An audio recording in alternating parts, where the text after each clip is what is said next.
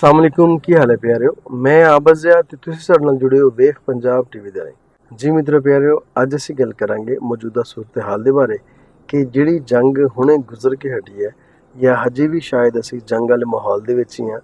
इहदे विच सिख ते मुस्लिम अजिहियां दो कौमां, अजिहे दो धर्म, अजिहे दो मज़हब जिन्हां दा आपस विच बहुत गूढ़ा प्यार है और ਜਿਹੜੇ ਸਦੀਆਂ ਤੋਂ ਇੱਕ ਦੂਸਰੇ ਦਾ ਚਾਅ ਕਰਦੇ ਆ ਰਹੇ ਨੇ, ਇੱਕ ਦੂਜੇ ਦੇ ਨਾਲ ਪ੍ਰੀਤਾਂ ਦੇ ਵਣਜਾਰੇ ਨੇ ਤੇ ਉਹਨਾਂ ਦੇ ਇਸ ਜੰਗ ਤੋਂ ਬਾਅਦ ਆਪਸ ਵਿੱਚ ਉਹਨਾਂ ਦੇ ਕੀ ਇਖਤਲਾਫਾਤ ਹੋਏ ਨੇ ਜਾਂ ਉਹ ਹਜੇ ਵੀ ਇੱਕ ਦੂਸਰੇ ਦੇ ਨਾਲ ਉਂਝ ਹੀ ਪਿਆਰ ਕਰ ਰਹੇ ਨੇ, ਉਂਝ ਹੀ ਮੁਹੱਬਤ ਕਰ ਰਹੇ ਨੇ ਜਾਂ ਉਸ ਮੁਹੱਬਤ ਦੇ ਵਿੱਚ, ਉਸ ਸਾਂਝ ਦੇ ਵਿੱਚ, ਉਸ ਪ੍ਰੀਤ ਦੇ ਵਿੱਚ ਕਮੀ ਆਈ ਹੈ।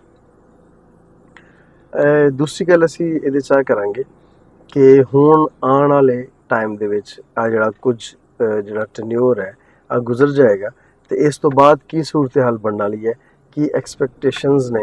पहली गल तो है कि इस जंग तो बाद जिहड़ी कुछ दिन पहले गुजरी है पाकिस्तान और इंडिया की, इहदे विच सिखां और मुसलमानां दे दिलां दे विच आपस फर्क आया या नहीं आया। देखो आ गल बिल्कुल हकीकत है कि इस जंग दे विच दोनों धर्म जिहड़े पाकिस्तान दे विच मुस्लिम और इंडिया ਦੇ ਵਿੱਚ ਜਿਹੜੇ ਸਿੱਖ ਨੇ, ਇਹਨਾਂ ਦਾ ਆਪਸ ਦੇ ਵਿੱਚ ਜਿਹੜਾ ਪਹਿਲੇ ਤਰ੍ਹਾਂ ਗੂੜਾ ਪਿਆਰ ਸੀ ਉਹਦੇ ਵਿੱਚ ਕਿਤੇ ਨਾ ਕਿਤੇ ਕੋਈ ਨਾ ਕੋਈ ਕਮੀ ਤੇ ਆਈ ਹੈ। ਇਸ ਗੱਲ ਨੂੰ ਅਸੀਂ ਰੱਦ ਨਹੀਂ ਕਰ ਸਕਦੇ, ਇਸ ਗੱਲ ਨੂੰ ਇਗਨੋਰ ਨਹੀਂ ਕਰ ਸਕਦੇ।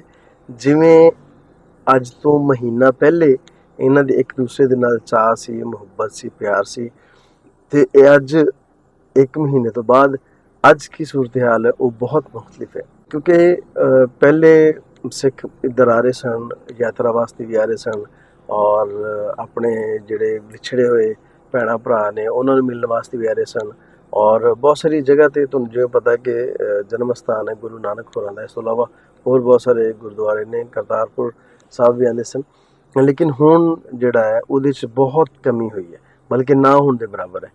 ते ਇਹਦੇ ਤੇ ਸੋਨੇ ਤੇ ਸੁਹਾਗਾ ਹੋ ਗਿਆ ਕਿ ਜਿਹੜੇ ਬਿਆਨਾਤ ਇੱਕ ਦੂਸਰੇ ਨੂੰ ਦੇਤੇ, ਕੁਝ ਅਦਾਕਾਰਾਂ ਨੇ ਇਧਰੋਂ ਬਿਆਨ ਦੇਤੇ, ਕੁਝ ਨੇ ਉਧਰੋਂ ਦੇਤੇ, ਉਹ ਇੱਕ ਚੱਕਲਸ ਜਿਹੜੀ ਸੀ ਨਾ ਉਹ ਵੱਧ ਗਈ ਹੈ।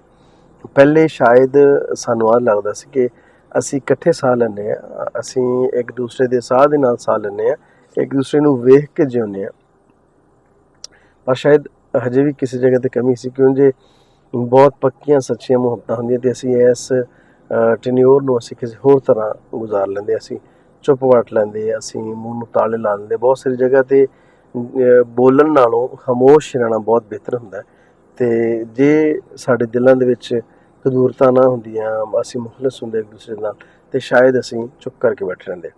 ਆਹ ਗੱਲ ਤਾਂ ਹੈ ਵੇ ਕਿ ਕਿਧਰੇ ਨਾ ਕਿਧਰੇ ਫ਼ਰਕ ਜ਼ਰੂਰ ਆਇਆ। ਉਹ ਪਹਿਲੇ ਵਾਲੀ ਮੁਹੱਬਤ ਜਾਂ ਪਹਿਲੇ ਵਾਲਾ ਚਾਅ ਉਹ ਨਹੀਂ ਹੈ। ਲੇਕਿਨ ਇੱਕ ਚੀਜ਼ ਮੈਂ ਤੁਹਾਨੂੰ ਨਾਲ ਵੀ ਦੱਸਾਂ ਕਿ ਕਿਉਂਕਿ ਮੈਂ ਪੰਜਾਬੀ ਹਾਂ, ਮੈਨੂੰ ਪੰਜਾਬ ਦੇ ਨਾਲ, ਪੰਜਾਬੀ ਦੇ ਨਾਲ ਬਹੁਤ ਪਿਆਰ ਹੈ। ਭਾਵੇਂ ਉਹ ਚੜ੍ਹਦਾ ਪੰਜਾਬ ਹੋਵੇ ਅਤੇ ਭਾਵੇਂ ਲਹਿੰਦਾ ਪੰਜਾਬ, ਉਹਨਾਂ ਦੀ ਸਮਾਂ ਦੇ ਨਾਲ ਮੇਰੀਆਂ ਸਮਾਂ ਚੱਲਦੀਆਂ ਨੇ ਔਰ ਮੈਂ ਚਾਹ ਰਿਹਾ ਕਿ ਪੰਜਾਬ ਰਹਿੰਦੀ ਦੁਨੀਆ ਤੱਕ ਰਹੇ ਇੱਦਾਂ ਹੀ ਹਰਿਆ ਭਰਿਆ ਔਰ ਮੁਹੱਬਤਾਂ ਸਮੇਟਦਾ ਹੋਇਆ, ਲੁੱਡੀਆਂ ਪਾਉਂਦਾ ਹੋਇਆ, ਝੁੰਮਰ ਪਾਉਂਦਾ ਹੋਇਆ, ਭੰਗੜੇ ਪਾਉਂਦਾ ਹੋਇਆ ਪੰਜਾਬ ਹਮੇਸ਼ਾ ਰਹੇ। ਅਤੇ ਮੈਨੂੰ ਇਸ ਗੱਲ ਦੀ ਉਮੀਦ ਹੈ कि इंशाअल्लाह हालात बहुत जल्द ठीक होंगे और ਇਹਦੇ 'ਚ ਜਿੰਨੀਆਂ ਵੀ ਗਲਤੀਆਂ ਹੋਈਆਂ ਨੇ ਸ਼ਾਇਦ ਅਸੀਂ ਇਹਨਾਂ ਗਲਤੀਆਂ ਤੋਂ ਸਿੱਖਾਂਗੇ। ਦੂਸਰੀ ਗੱਲ ਅਸੀਂ ਮੈਂ ਆ ਕਰਨੀ ਸੀ ਕਿ ਆਉਣ ਵਾਲਾ ਟਾਈਮ ਕੀ ਹੋਏਗਾ। ਆਉਣ ਵਾਲੇ ਟਾਈਮ ਦੇ ਵਿੱਚ ਮੈਨੂੰ ਇੰਝ ਫੀਲ ਹੁੰਦਾ ਕਿ ਹਜੇ ਕੁਝ ਅਰਸੇ ਤੱਕ ਤਾਂ ਅਸੀਂ ਭੁੱਲ ਜਾਈਏ ਕਿ ਰਾਹਦਾਰੀਆਂ ਖੁੱਲ੍ਹਣਗੀਆਂ ਜਾਂ ਮਾਮਲਾ ਠੀਕ ਹੋਣਗੇ ਜਾਂ ਜਿਹੜਾ ਹੈ ਉਹ ਬਹੁਤ ਪੋਜ਼ੀਟਿਵ ਰਿਸਪੌਂਸ ਆਏਗਾ ਦੋਨੋਂ ਪਾਸੋਂ। ਜਦੋਂ ਤੱਕ ਮੋਦੀ ਸਰਕਾਰ ਹੈ ਨਾ ਉਦੋਂ ਤੱਕ ਤੇ ਹੁਣ ਨਾਮੁਮਕਿਨ ਜਿਹਾ ਨਜ਼ਰ ਆ ਰਿਹਾ ਕਿ ਸ਼ਾਇਦ ਨਾ ਰਾਹਦਾਰੀਆਂ ਖੁੱਲ੍ਹਣ, ਨਾ ਸਿੱਖਾਂ ਨੂੰ ਵੀਜ਼ੇ ਮਿਲਣ, ਨਾ ਉਹ ਇੱਧਰ ਆ ਸਕਣ, ਨਾ ਉਹ ਯਾਤਰਾ ਕਰਨ ਔਰ ਨਾ ਇੱਧਰਲੇ ਤੇ ਵੀਜ਼ੇ ਪਹਿਲੇ ਹੀ ਬੰਦ ਸੀ, ਨਾ ਹੁੰਦੇ ਬਰਾਬਰ ਸੀ ਜਿਹੜੇ ਇੱਧਰਲੇ ਲੋਕਾਂ ਨੂੰ ਵੀਜ਼ੇ ਮਿਲਦੇ ਪਏ ਸੀ। ਅਤੇ ਜਦ ਤੱਕ ਮੋਦੀ ਸਰਕਾਰ ਹੈ ਉਦੋਂ ਤੱਕ ਤਾਂ ਸੋਚਿਆ ਜੀ ਵੀ ਨਾ ਕਿ ਹਾਲਾਤ ਬਿਹਤਰ ਹੋਣਗੇ ਜਾਂ ਅਸੀਂ ਇਕੱਠਿਆਂ ਕੰਮ ਕਰ ਸਕਾਂਗੇ ਜਾਂ ਅਸੀਂ ਇਕੱਠਿਆਂ ਇੱਕ ਦੂਸਰੇ ਨੂੰ ਮਿਲ ਸਕਾਂਗੇ ਜਾਂ ਅਸੀਂ ਇੱਕ ਦੂਸਰੇ ਕੋਲੋਂ ਅਪੋਲੋਜਾਈਜ਼ ਕਰ ਸਕਾਂਗੇ, ਅਸੀਂ ਆਪਦੀ ਗਲਤੀਆਂ ਦੀ ਮਾਫੀ ਮੰਗ ਸਕਾਂਗੇ। ਇੰਝ ਨਹੀਂ ਹੋਣਾ ਕਿਉਂਕਿ ਜਦ ਮੋਦੀ ਇੱਕ ਅਜਿਹਾ ਪਰਸਨ ਹੈ ਜਿਹੜਾ ਅਗੇਂਸਟ ਹੈ ਮੁਸਲਿਮਸ ਦੇ, ਜਿਹਦਾ ਨਾਰਾ ਹੀ ਆਵੇ ਉਹਦੇ ਕੋਲ ਸਿਰਫ ਇੱਕ ਕਾਰਡ ਹੈ। ਮੈਂ ਹਮੇਸ਼ਾ ਕਹਿੰਦਾ ਹੁੰਦਾ ਉਹ ਮਜ਼ਹਬ ਵਾਲਾ ਕਾਰਡ ਹੈ, ਉਹ ਹਿੰਦੂ ਕਾਰਡ ਹੈ ਉਹਦੇ ਕੋਲ, ਔਰ ਉਹ ਹਿੰਦੂਆਂ ਨੂੰ ਨਾਲ ਲੈ ਕੇ ਟੁਰਨਾ ਚਾਹੁੰਦਾ। ਉਹਨੇ ਕੈਲਕੂਲੇਸ਼ਨ ਕੀਤੀ ਹੈ ਕਿ ਇੰਡੀਆ ਦੇ ਵਿੱਚ ਹਿੰਦੂ ਕਿੰਨੇ ਨੇ ਔਰ ਉਹਨਾਂ ਹਿੰਦੂਆਂ ਨੂੰ ਕਿਵੇਂ ਮੈਂ ਕੈਸ਼ ਕਰ ਸਕਦਾ, ਉਹਨਾਂ ਹਿੰਦੂਆਂ ਦੇ ਵੋਟ ਬੈਂਕ ਮੈਂ ਕਿਵੇਂ ਲੈ ਸਕਦਾ ਤੇ ਉਹ ਸਾਰਾ ਹਿੰਦੂ ਮੈਂ ਆਪਣੇ ਨਾਲ ਕਿਵੇਂ ਸ਼ਾਮਿਲ ਕਰ ਸਕਦਾ।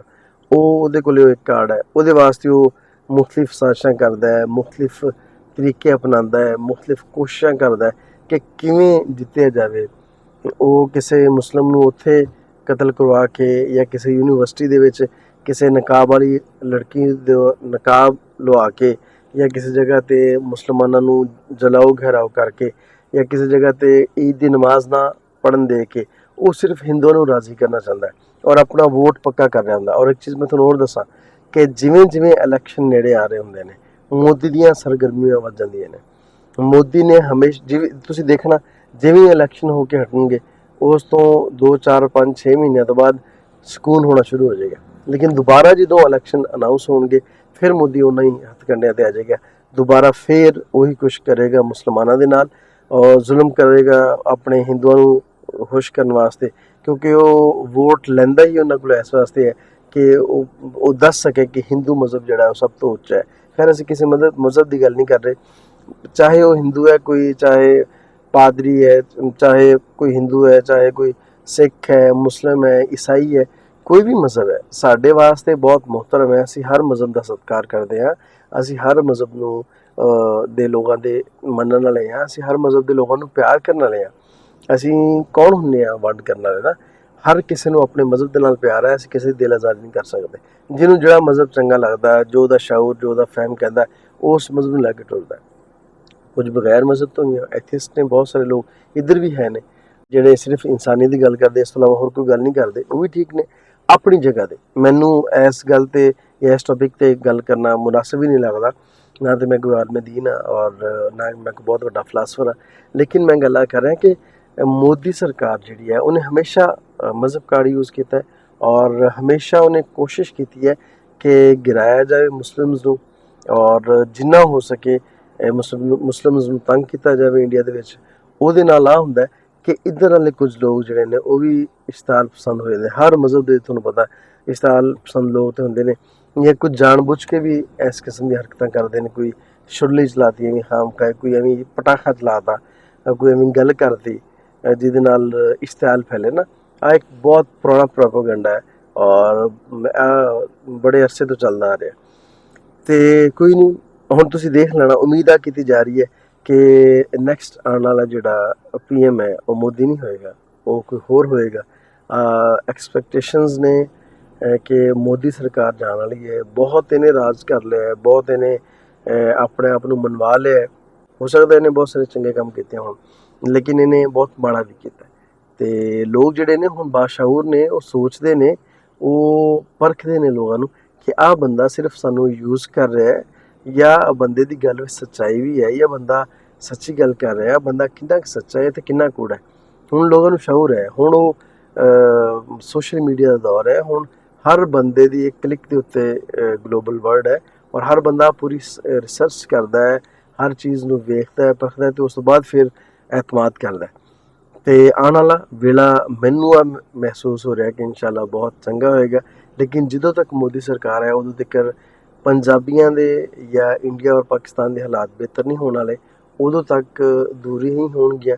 ਲੇਕਿਨ ਇੱਕ ਚੀਜ਼ ਮੈਂ ਇੱਥੇ ਕਹਿਣਾ ਚਾਹਾਂਗਾ ਕਿ ਹਰ ਬੰਦਾ ਆਪਣੀ ਤਾਈਂ ਕੋਸ਼ਿਸ਼ ਕਰੇ ਕਿ ਉਹ ਹਾਲਾਤ ਨੂੰ ਬਿਹਤਰ ਕਰੇ। ਉਹ ਜਿੰਨਾ ਹਿੱਸਾ ਪਾ ਸਕਦਾ ਹਾਲਾਤ ਨੂੰ ਬਿਹਤਰ ਕਰਨ ਵਿੱਚ ਉਹ ਆਪਣੇ ਤਾਈਂ ਪਾਵੇ। ਉਹ ਪੋਜ਼ੀਟਿਵ ਗੱਲਾਂ ਅੱਗੇ ਲੈ ਕੇ ਆਵੇ, ਉਹ ਪੋਜ਼ੀਟਿਵ ਵਿਚਾਰ ਸਾਂਝੇ ਕਰੇ, ਉਹ ਪੋਜ਼ੀਟਿਵ ਲੋਕਾਂ ਦੀ ਵਿਊਜ਼ ਲੈ ਕੇ, ਉਹ ਪੋਜ਼ੀਟਿਵ ਲੋਕਾਂ ਦੇ ਇੰਟਰਵਿਊਜ਼ ਲੈ ਕੇ ਉਹ YouTube ਦੇ ਉੱਤੇ ਅਪਲੋਡ ਕਰੇ, ਉਹ ਆਸਾਨੀਆਂ ਪੈਦਾ ਕਰੇ, ਉਹ ਸਾਫ਼ ਔਰ ਸ਼ਫਾਫ ਚਿਹਰੇ ਜਿਹੜੇ ਲੋਕਾਂ ਦੇ ਨੇ ਉਹ ਸਾਹਮਣੇ ਲੈ ਕੇ ਆਵੇ। ਜਦ ਅਸੀਂ ਸਾਫ਼ ਸੁਥਰੀ ਔਰ ਖਰੀ ਗੱਲ ਕਰਾਂਗੇ ਨਾ ਤੇ ਉਹ ਖਰੇ ਦਾ ਸੌਦਾ ਤੇ ਹਮੇਸ਼ਾ ਵਿਕਦਾ ਤੇ ਉਹ ਦਿਲਾਂ 'ਤੇ ਅਸਰ ਕਰੇਗੀ, ਉਹ ਲੋਕਾਂ ਨੂੰ ਪਤਾ ਲੱਗੇਗਾ, ਲੋਕਾਂ ਨੂੰ ਪਛਾਣ ਹੋਏਗੀ ਤੇ ਫਿਰ ਦੂਰੀਆਂ ਜਿਹੜੀਆਂ ਨੇ ਖਤਮ ਹੋਣ ਦੇ ਚਾਂਸਿਸ ਜ਼ਿਆਦਾ ਹੋਣਗੇ। ਤੇ ਜੇ ਅਸੀਂ ਨਫ਼ਰਤ ਵਾਲੇ ਪੈਗਾਮ ਦੇਵਾਂਗੇ, ਇੱਧਰਲੇ ਉੱਧਰ ਦੇਈ ਜਾਣਗੇ, ਉਹਨਾਂ ਦੇ ਮੁਤਲਕ ਉਹ ਇੱਧਰਲਿਆਂ ਦੇ ਮੁਤਲਕ ਦੇਈ ਜਾਣਗੇ, ਫਿਰ ਦੂਰੀਆਂ ਵਧਣੀਆਂ ਨੇ। ਅਸੀਂ ਬੜੀ ਕੋਸ਼ਿਸ਼ ਤੋਂ ਬਾਅਦ ਕੋਈ 2-3 ਦਹਾਈਆਂ ਦੀ ਕੋਸ਼ਿਸ਼ ਤੋਂ ਬਾਅਦ ਇੰਨਾ ਕੁ ਨੇੜੇ ਹੋਏ ਸਾਂ ਦੁਬਾਰਾ। ਪੰਜਾਬੀ ਆਉਣ ਲੱਗ ਪਏ ਸਨ। ਪਿਛਲੇ ਦਿਨਾਂ 'ਚ 7000 ਦਾ ਜਿਹੜਾ ਜੱਥਾ ਆਇਆ ਉਹ ਇੱਕ ਹਿਸਟੋਰੀਕਲ ਜੱਥਾ ਸੀ ਕਿ ਹਿਸਟਰੀ ਦੇ ਵਿੱਚ ਏਡਾ ਵੱਡਾ ਜੱਥਾ ਨਹੀਂ ਆਇਆ। ਔਰ ਮੈਂ ਸਮਝਦਾ ਵਾਂ ਕਿ ਸਾਡੇ ਲਈ ਬੜੀ ਮਾਣ ਦੀ ਗੱਲ ਹੈ ਕਿ ਅਸੀਂ ਮੇਜ਼ਬਾਨ ਹੁੰਦੇ ਹਾਂ। ਅਸੀਂ ਖੁਸ਼ ਹੁੰਦੇ ਹਾਂ ਇਸ ਗੱਲ 'ਤੇ ਕਿ ਯਾਰ ਕੋਈ ਆਪਣੇ ਬਜ਼ੁਰਗਾਂ ਦੇ ਆਪਣੇ ਮਜ਼ਹਬੀ ਜਗ੍ਹਾ 'ਤੇ ਆ ਕੇ ਸਕੂਨ ਮਹਿਸੂਸ ਕਰਦਾ ਹੈ, ਉਹ ਪੀਸ ਮਹਿਸੂਸ ਕਰਦਾ ਕਿ ਮੈਨੂੰ ਬਹੁਤ ਸਕੂਨ ਦੇ ਵਿੱਚ ਆਇਆ, ਮੈਂ ਬਹੁਤ ਆਰਾਮਦੇਹ ਹੈ, ਮੇਰੀ ਜ਼ਿੰਦਗੀ ਇੱਥੇ ਆ ਕੇ ਹੋ ਗਈ ਹੈ। ਬਹੁਤ ਸਾਰੇ ਅਜਿਹੇ ਬਜ਼ੁਰਗ ਨੇ ਜਿਹੜੇ ਇੱਥੇ ਆਣ ਕੇ ਰੋਂਦੇ ਨੇ ਕਿ ਅਸੀਂ ਹੁਣ ਮਰਨ ਦੇ ਨੇੜੇ ਹਾਂ ਅਤੇ ਹੁਣ ਅਸੀਂ ਗੁਰੂ ਨਾਨਕ ਦੇ ਸਥਾਨ 'ਤੇ ਆਏ ਹਾਂ। ਪਹਿਲੀ ਵਾਰੀ ਨਨਕਾਣਾ ਸਾਹਿਬ ਮੱਥਾ ਟੇਕਣ ਵਾਸਤੇ ਆਏ ਹਾਂ ਅਤੇ ਸਾਨੂੰ ਉਮੀਦ ਵੀ ਨਹੀਂ ਸੀ, ਯਕੀਨ ਵੀ ਨਹੀਂ ਸੀ ਕਿ ਅਸੀਂ ਇੱਥੇ ਪਹੁੰਚਾਂਗੇ। ਬਸ ਕਿਵੇਂ ਗੁਰੂ ਇੱਥੇ ਲੈ ਆਇਆ। ਕਹਿਣ ਦਾ ਮਕਸਦ ਹੈ ਕਿ ਉਹ ਜਿਹੜਾ ਮਜ਼ਹਬ ਦੇ ਨਾਲ ਜਿਹੜੀ ਅਟੈਚਮੈਂਟ ਹੈ ਨਾ ਕਿਸੇ ਵੀ ਇਨਸਾਨ ਦੀ, ਉਹ ਬਿਆਨ ਨਹੀਂ ਕੀਤੀ ਜਾ ਸਕਦੀ। ਉਹ ਰੂਹਾਨੀ ਮਾਮਲਾਤ ਨੇ, ਉਹ ਰੂਹਾਂ ਦੇ ਮਾਮਲਾਤ ਨੇ ਅਤੇ ਉਹ ਰੂਹਾਂ ਦੀਆਂ ਗੱਲਾਂ ਲਫ਼ਜ਼ਾਂ ਦੇ ਵਿੱਚ ਕਿਵੇਂ ਬਿਆਨ ਕੀਤੀਆਂ ਜਾ ਸਕਦੀਆਂ ਨੇ। ਅਤੇ ਸਾਡੇ ਦਰਵਾਜ਼ੇ ਅੱਜ ਵੀ ਖੁੱਲ੍ਹੇ ਨੇ ਸਿੱਖਾਂ ਦੇ ਵਾਸਤੇ, ਪੰਜਾਬੀਆਂ ਦੇ ਵਾਸਤੇ। ਔਰ ਜਿਹੜਾ ਵੀ ਇੱਧਰ ਆਉਣਾ ਚਾਹੁੰਦਾ ਹੈ ਅਸੀਂ ਉਹਨਾਂ ਨੂੰ ਦੋਨਾਂ ਹੱਥਾਂ ਦੇ ਨਾਲ ਵੈਲਕਮ ਕਰਦੇ ਹਾਂ। ਅੱਜ ਵੀ ਅਸੀਂ ਵੈਲਕਮ ਕਰਨੇ ਹਾਂ, ਅਸੀਂ ਕੱਲ੍ਹ ਵੀ ਕਰਾਂਗੇ। ਔਰ ਅਗਲੀ ਜਿਹੜੀ ਆਉਣ ਵਾਲੀ ਜ਼ਿੰਦਗੀ ਹੈ, ਜਦ ਤੱਕ ਸਾਡੇ ਸਾਹ 'ਚ ਸਾਹ ਨੇ ਅਸੀਂ ਉਹਨਾਂ ਨੂੰ ਵੈਲਕਮ ਕਰਦੇ ਰਹਾਂਗੇ। ਉਹ ਆਣ ਕੇ ਵੇਖਣ। ਮੈਂ ਇੱਕ ਗੱਲ ਸ਼ਰਤੀਆ ਕਹਿ ਸਕਦਾ ਕਿ ਜਿੰਨੇ ਵੀ ਇੱਥੇ ਯਾਤਰਾ ਵਾਸਤੇ ਸਰਦਾਰ ਆਏ ਨੇ ਉਹਨਾਂ ਦੇ ਵਿੱਚੋਂ ਕੋਈ ਇੱਕ ਬੰਦਾ ਵੀ ਪਾਕਿਸਤਾਨ ਦਾ ਜਾਂ ਪੰਜਾਬ ਦਾ ਨੈਗੇਟਿਵ ਚਿਹਰਾ ਕਦੀ ਵੀ ਉਹ ਪੋਰਟਰੇਟ ਨਹੀਂ ਕਰੇਗਾ, ਕਿਉਂਕਿ ਉਹ ਬੰਦਾ ਉਹਨੇ ਦੇਖਿਆ ਇੱਥੇ ਆਣ ਕੇ ਕਿ ਪੰਜਾਬ ਦੇ ਲੋਕ ਕਿਵੇਂ ਪਿਆਰ ਕਰਦੇ ਨੇ। ਉਹ ਕਹਿੰਦੇ ਨੇ ਕਿ ਅਸੀਂ ਟੁਰੇ ਜਾਂਦੇ ਹੋਈਏ ਅਤੇ ਭਾਵੇਂ ਕੋਈ ਰੇਹੜੀ ਵਾਲਾ ਸਾਡੇ ਕੋਲੋਂ ਉਹ ਪੈਸੇ ਨਹੀਂ ਲੈਂਦਾ, ਅਸੀਂ ਸ਼ੋਪਿੰਗ ਨਹੀਂ ਕਰਦੇ। ਉਹ ਪਿਛਲੇ ਦਿਨਾਂ 'ਚ ਇੱਕ ਮੈਂ ਇੰਟਰਵਿਊ ਸੁਣ ਰਿਹਾ ਸਾਂ ਗੁਰਚੇਤ ਚਿੱਤਰਕਾਰ ਦਾ, ਉਹ ਇੱਥੇ ਫਿਲਮ ਬਣਾਉਣ ਵਾਸਤੇ ਉਹ ਕਹਿੰਦਾ ਕਿ ਮੈਂ ਜਿੰਨੇ ਪੈਸੇ ਲੈ ਕੇ ਗਿਆ ਸਾਂ, ਵੱਡੇ ਵੱਡੇ ਵਿੱਚ ਅਦਾਕਾਰ ਵੀ ਉਹਨਾਂ ਨੇ ਕਾਸਟ ਕੀਤੇ, ਲੇਕਿਨ ਮੇਰੇ ਕੋਲ ਕਿਸੇ ਨੇ 1 ਰੁਪਇਆ ਚਾਰਜ ਨਹੀਂ ਕੀਤਾ। ਉਹਨਾਂ ਨੇ ਕਿਹਾ ਕਿ ਤੁਸੀਂ ਆ ਗਏ ਹੋ, ਸਾਡੇ ਵਾਸਤੇ ਮਾਣਯੋਗ ਹੋ, ਤੁਸੀਂ ਦੋਨਾਂ ਪੰਜਾਬਾਂ ਦੀ ਖੈਰ ਦੀ ਗੱਲ ਕਰਦੇ ਹੋ, ਤੁਸੀਂ ਸਾਂਝ ਦੀ ਗੱਲ ਕੀਤੀ ਹੈ ਅਤੇ ਸਾਡੀ ਜਾਨ ਵੀ ਹਾਜ਼ਰ ਤੁਹਾਡੇ ਵਾਸਤੇ। ਅਤੇ ਨਾ ਬਲਕਿ ਉਹ ਕਹਿੰਦੇ ਨੇ ਕਿ ਸਾਨੂੰ ਸਿਰ 'ਤੇ ਚੁੱਕੀ ਫਿਰਦੇ ਰਹੇ ਨੇ, ਪਰਾਡੋਆਂ 'ਚ ਲੈ ਕੇ ਗਏ ਨੇ ਜਿੱਥੇ ਕਿਤੇ ਸ਼ੂਟਿੰਗ ਹੋਈ। ਨਾ ਕੋਈ ਖਾਣੇ ਦਾ ਪੈਸਾ, ਨਾ ਕੋਈ ਸ਼ੋਪਿੰਗ ਦਾ ਪੈਸਾ, ਨਾ ਕਿਤੇ ਜਿੱਥੇ ਦੁੱਧ ਲੱਸੀਆਂ ਪੀਤੀਆਂ, ਨਾ ਕੋਈ ਕਿਸੇ ਉਹਨੇ ਪੈਸਾ ਲਿਆ, ਨਾ ਕਿਸੇ ਮੰਗਣ ਵਾਲੇ ਨੇ ਪੈਸਾ ਲਿਆ ਸਾਡੇ ਕੋਲੋਂ। ਬਲਕਿ ਉਹਨਾਂ ਨੇ ਕਿਹਾ ਕਿ ਦੱਸੋ ਅਸੀਂ ਕੀ ਸੇਵਾ ਕਰੀਏ। ਮਤਲਬ ਇੰਨਾ ਪਿਆਰ ਅਸੀਂ ਦੇਣ ਵਾਲੇ ਹਾਂ। ਜੇ ਕੋਈ ਬੰਦਾ ਇੱਥੋਂ ਹੋ ਕੇ ਜਾਵੇ, ਉੱਥੇ ਜਾ ਕੇ ਫਿਰ ਉਹ ਕਵੇ ਕਿ ਸਾਡੇ ਨਾਲ ਜ਼ਿਆਦਤੀ ਕੀਤੀ ਹੈ ਪੰਜਾਬੀਆਂ ਨੇ, ਅਸੀਂ ਉੱਥੇ ਗਏ ਸਾਂ, ਸਾਨੂੰ ਲੁੱਟ ਲਿਆ, ਸਾਡੇ ਨਾਲ ਬਹੁਤ ਬੁਰਾ ਕੀਤਾ, ਫਿਰ ਅਸੀਂ ਕਹੀਏ ਵੀ ਹਾਂ ਵਾਕਈ ਵੀ ਤੁਸੀਂ ਸਹੀ ਕਹਿ ਰਹੇ ਹੋ। ਜਿਹੜਾ ਬੰਦਾ ਆਇਆ ਹੀ ਨਹੀਂ, ਜਿਹੜੇ ਬੰਦੇ ਨੇ ਵੇਖਿਆ ਹੀ ਨਹੀਂ ਇੱਥੇ ਆਣ ਕੇ ਕਿ ਪੰਜਾਬ ਦੇ ਲੋਕ ਕਿਵੇਂ ਦਾ ਵਰਤਾਰਾ ਕਰਦੇ ਨੇ, ਉਹ ਬੰਦਾ ਕਿਵੇਂ ਸੱਚੀ ਗੱਲ ਕਰ ਸਕਦਾ। ਜਾਂ ਤਾਂ ਕਿਸੇ ਅਜਿਹੇ ਬੰਦੇ ਦੀ ਗੱਲ ਆਵੇ ਸਾਹਮਣੇ ਜਿਹੜਾ ਇੱਥੋਂ ਹੋ ਕੇ ਗਿਆ ਔਰ ਉਹਦੇ ਨਾਲ ਮਾੜਾ ਹੋਇਆ। ਕੋਈ ਇੱਕ ਬੰਦਾ ਨਜ਼ਰ ਆ ਜਾਵੇ, ਕੋਈ ਇੱਕ ਬੰਦਾ ਇੰਟਰਵਿਊ 'ਚ ਕਹਿ ਦੇਵੇ ਕਿ ਮੇਰੇ ਨਾਲ ਫਲਾਂ ਜ਼ਿਆਦਤੀ ਹੋਈ ਹੈ ਉੱਥੇ ਗਏ ਤੇ। ਲੇਕਿਨ ਮੈਂ ਤੁਹਾਨੂੰ 1000 ਇੰਟਰਵਿਊਜ਼ ਦਿਖਾ ਸਕਦਾ ਉਹਨਾਂ ਲੋਕਾਂ ਦੇ ਜਿਹੜੇ ਆਹ ਕਹਿ ਰਹੇ ਨੇ ਕਿ ਅਸੀਂ ਪਾਕਿਸਤਾਨ 'ਚ ਗਏ, ਸਾਨੂੰ ਲੱਗੇ ਨਹੀਂ ਕਿ ਉਹ ਸਾਡਾ ਮਤਲਬ ਉਹ ਕਿਸੇ ਪਰਾਏ ਮੁਲਕ 'ਚ, ਸਾਨੂੰ ਐਵੇਂ ਲੱਗਾ ਕਿ ਜਿਵੇਂ ਅਸੀਂ ਆਪਣੇ ਨਾਨਕੇ ਜਾਂ ਦਾਦਕੇ ਆ ਗਏ। ਮਤਲਬ ਉਹ ਚਾਅ ਹੁੰਦਾ ਹੈ ਆਪਣੇ ਰਿਸ਼ਤੇਦਾਰਾਂ ਦੇ ਜਾਣ ਦਾ, ਉਂਝ ਬਿਆਨ ਕੀਤਾ। ਅਤੇ ਆਹ ਚੀਜ਼ਾਂ ਜਿਹੜੀਆਂ ਨੇ ਸਾਂਝਾਂ ਵਧਾਉਣ ਵਾਲੀਆਂ ਹੋਣੀਆਂ ਚਾਹੀਦੀਆਂ ਨੇ। ਸਾਨੂੰ ਸਾਂਝਾਂ ਵਧਾਉਣ ਵਾਲਾ ਹੋਣਾ ਚਾਹੀਦਾ ਹੈ। ਸਾਨੂੰ ਦੂਰੀਆਂ ਖ਼ਤਮ ਕਰਨ ਵਾਲੀ ਵੀਡੀਓਜ਼ ਬਣਾਉਣੀਆਂ ਚਾਹੀਦੀਆਂ ਨੇ, ਨਾ ਕਿ ਅਸੀਂ ਨਫ਼ਰਤ ਵਾਲੇ ਪੈਗਾਮ ਦਈਏ, ਨਾ ਕਿ ਅਸੀਂ ਇੱਕ ਦੂਸਰੇ ਤੋਂ ਦੂਰੀ ਵਾਲੇ ਪੈਗਾਮ ਦਈਏ। ਉਮੀਦ ਕਰਦਾ ਕਿ ਤੁਸੀਂ ਮੇਰੀ ਗੱਲ ਨੂੰ ਸਮਝੇ ਵੀ ਹੋਵੋਗੇ ਔਰ ਤੁਸੀਂ ਇੱਥੇ ਅਮਲ ਕਰਨ ਦੀ ਕੋਸ਼ਿਸ਼ ਵੀ ਕਰੋਗੇ। ਆਪਣਾ ਹਿੱਸਾ ਪਾਓ ਚੰਗਿਆਈ ਦੇ ਵਿੱਚ, ਜਿੰਨਾ ਵੀ ਪਾ ਸਕਦੇ ਹੋ।